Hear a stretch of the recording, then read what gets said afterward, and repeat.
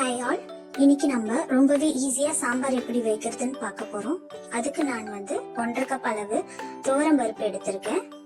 இதுல கொஞ்சம் தண்ணீர் சேர்த்து நல்லா வாஷ் பண்ணி எடுத்துக்க போறோம்.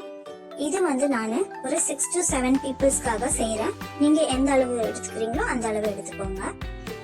நல்லா வாஷ் பண்ணி எடுத்துட்ட பிறகு இது கூட ஒரு மீடியம் சைஸ் வெங்காயம் சேர்த்துக்கிறேன்.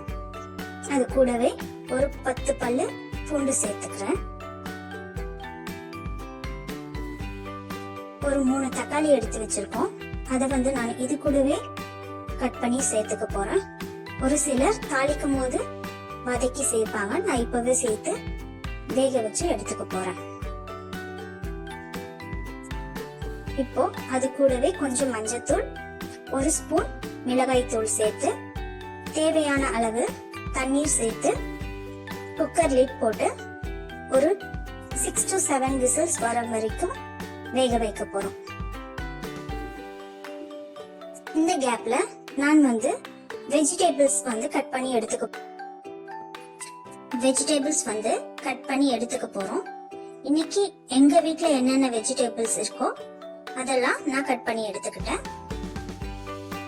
நெக்ஸ்ட் ஸ்டவ் ஆன் பண்ணிட்டு ஒரு சட்டி வச்சு அதுல ஆயில் போட்டு கடுகு போடணும். கடுகு நல்லா பொரிஞ்சு வந்ததும் 1/2 ஸ்பூன் அளவு சீரகம் சேர்த்துடலாம்.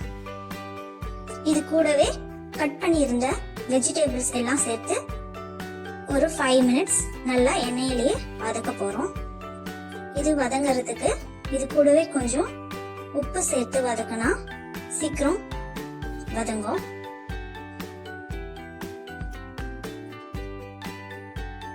இப்போ 6 to 7 விசில்ஸ் வந்துடுச்சு. பருப்பு நல்லா வெந்திருக்கு. இத நானு கரண்டியை வச்சு நல்லா மசிச்சு விட்டுக்க போறேன். இப்போ இந்த மசிச்ச பருப்பை வதக்கின காய்கறிகளோட சேர்த்துடலாம்.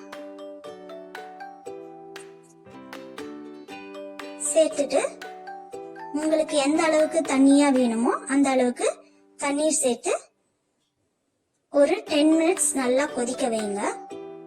காய்கறி வேகிற அளவுக்கு நல்லா கொதிக்கணும். ஒரு 10 மினிட்ஸ் நல்லா கொதிச்சுது.